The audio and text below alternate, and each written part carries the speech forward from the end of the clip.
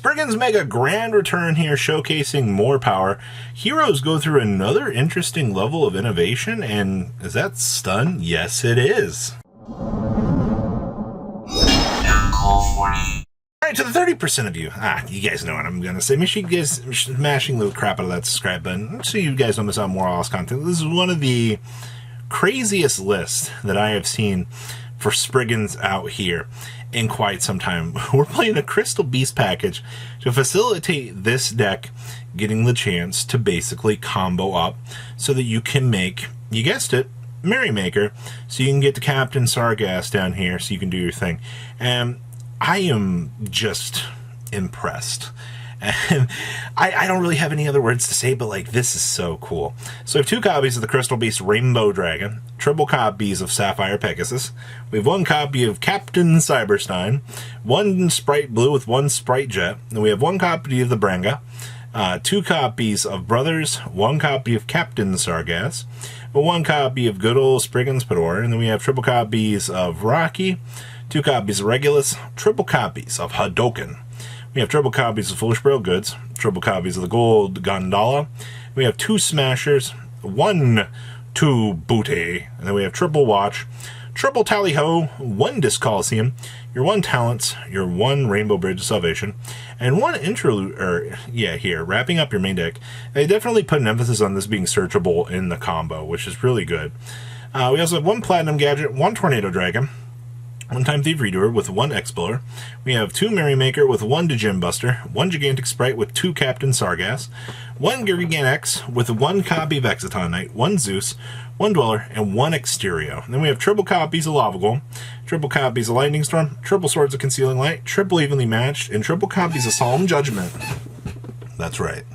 Wrapping up some more cool Spriggan's decks. Man, I'm so happy to see that this deck is actually functioning as a rogue option, and we've seen so many different builds to this, like good stuff.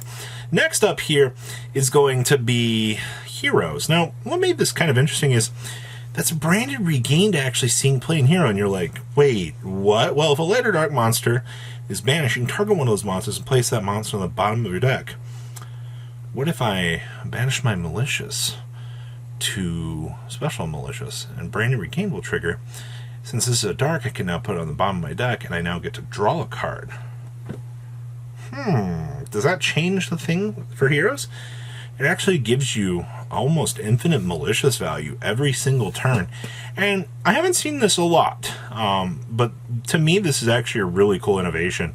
So we have 1 copy of Dark Angel, 1 Denier with 2 copies of Malicious. We have 1 Plasma with 1 Liquid Soldier. We have 2 copies of Shadow Mist. We have triple copies of Stratos. 1 Adjusted Gold with triple Forest, your 1 Increase with 2 Vion. We have triple A Hero Lives with 2 copies of Branded Regained, 1 Dark Calling, 2 copies of EN Shuffle with triple copies of Fusion Destiny. We have triple copies of Mass Change with 1 Miracle Fusion. We have 2 Polymerization with 1 Rhoda, triple Super Poly, 2 Tasking or 2 Thrusting, and 1 Regular Talents here. Down here in the extra, you have the 1 Wonder Driver with 2 Cross Crusaders, 2 Dank Laws, with 1 Blast. We have 1 Acid with 1 Garuda, 1 copy of good old Malicious Bane with 1 Sunrise, 1 Escuridao, 1 Zero, 1 Dystopia with 1 DP, and 1 Dangerous Friend. Then we have triple copies of the Divine Karate, triple copies of Dark Row No More, triple copies of Raigeki, 1 Appointer, triple Evenly Matched, and 2 copies of Rivalry of the Warlords here, wrapping up, honestly, just hero good stuff. And like I said, your little tech options like this, actually seeing play as a 2 of, you know, the thrustings here, getting the job done. I like what I'm seeing here. It's kind of nice to see heroes getting the chance to do something. Next up here is Stun. Wait, what year is this? Now, this particular version of Stun is, I would say, is one of the most copy and paste builds that I've kind of have seen in some time. I mean, obviously, like, your stun monsters don't really change. You kind of have to rely on this card in order to play the game. And these cards are kind of like free real estate. Like, you have to see this card in order to have the chance to play the game. If your opponent does establish a super big monster, you're going to have some issues. And that's not going to be something that is going to be super easy to clean up at the end of the day. I mean, you do have this, but like, it definitely shows that you're going to have to do some work around here. But I do like this list quite a lot. So we have triple copies of Dimension Shifter, triple copies of Fossil Dyna, with triple copies of Inspector Border. We have triple copies of Thunder King Ryo, with 1 Car Demise. We have triple copies of Necro Valley, with 2 copies of Pod Desires. We also have triple copies of Pot of Duality, triple copies of Pot of Extravagance, 1 Scapegoat. Now, because the way that this build is set up, you can't really play more of these. And I would love to see ways here, but like you're so tacked out in other slots. Like you need these for back row and certain things that you just, 1 is all you're really going to get unless you're trying to bump the deck up to 41, 42. But then you're hurting yourself on ratios. We have 2 Feather Duster with your triple sword, triple Solemn Judgment with triple strike, 2 Warning, and 2 copies of Storming Mirror Force. Then we have 1 Zero Boros, 1 Ningrisu with 1 Mrs. Radiant, 1 Abermax with 1 Lingeribo. We have triple Link Spider with 1 Unicorn, 1 Nightmare Phoenix, 2 Nightmare Phoenix, 1 Cerberus, 1 Dahark, 1 Boral Sword, and 1 Cowboy. Then we have triple copies of Cosmic Cyclone, triple Feather Duster, or excuse me, 1 Feather Duster, triple Raigeki, 2 Dark Bribe with triple Evenly, and triple copies of Stygian Dirge here, wrapping up, well, the powerhouse that this is. Next up here is Labyrinth. Now, I'm assuming here that Labyrinth is going to get so many cool tech options. So many people are going to explore so many different ways to play this deck. Well, one duelist here got the chance to pick up, all the good Labyrinth cards and take it to the ultimate test. And we crash coursed into a relatively high finish for this deck, which actually is pretty good. I'm very happy to see that people are finding success out here with Labyrinth. It definitely shows that, you can do things, especially with a 13-card side deck. But you know what? That's fine. So we have 1 copy of the Absolute King Backjack. We have 1 copy of Ariane with triple copies of Ariana. We're actually playing triple Dimension Shifter. We have triple copies of Lady Labyrinth. And then we have 1 Labyrinth, 1 Necro Valley, and triple copies of Pot of Extravagance. Yes, Extrav is going to be like the value maker.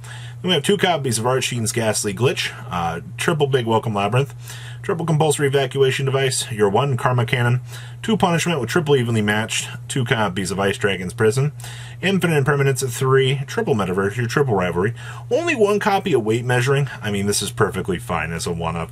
I do understand, like, some builds you are going to want to see more of these, but, like, the way that this deck actually works, and depending on how your opponent ends on a field, you might not get maximum value out of this. And we have triple copies of Welcome Labyrinth. Then we have 1 copy of Underworld Goddess, 1 Unchained Abomination, 1 Anima with 1 News Reporter, 1 Nightmare Phoenix with 1 Dahark.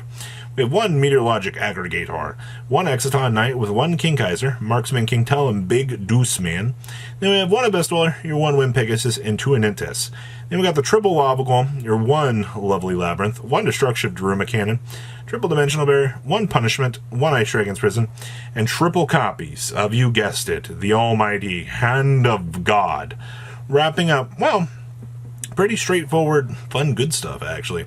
Next up here, we have Plunder Patrol. Now, let me tell you about the new ship. I love this card. I think this card is amazing. You get so many good interactions with this card. Now, we just need another pendulum scale, and, we can be good to go. But the thing they needed to do with this was to give the deck, some utility options so they actually could toggle with this. And that's where the token generator from this comes in.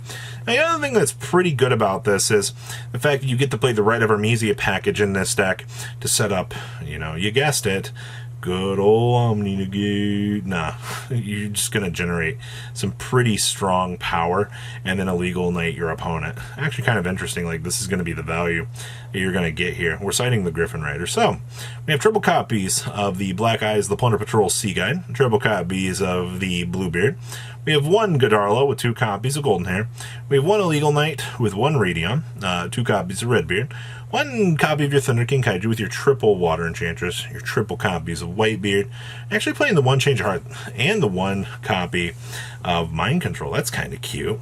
We have 1 copy of Dracoback, 2 Emblem with the 1 Faithful Adventure, 1 Feather Duster, 1 Slumber with 1 Lightning Storm, 2 Ripple Shipyard with triple Raigeki, 2 Ray of Armisia, 1 Terraforming, and 2 Talents. And then down here in the next deck we have the 1 Underworld Goddess, 1 Almirage with triple copies of Captain, 2 Morik with 1 Abyss Dweller, and we have the 1 White Orwell, 2 Jord, 2 Bran, and 2 copies of the Lice. And then we have triple copies of Spooky Dogwood, triple Nibiru, your 1 Griffin Rider, 1 Lightning Storm, triple copies of Dimensional Barrier, 1 Booty, and triple copies of Solemn Judgment. wrapping up your list. A little note here to include, the kaijus were actually pretty saucy for this deck. This actually kind of allows you to tear through some more troublesome boards that your opponent might be setting up. And that's actually pretty important at the end of the day, just in terms of like value management and so forth. So kind of keep that in mind, that the kaijus did serve a purpose. Patrons, thank you.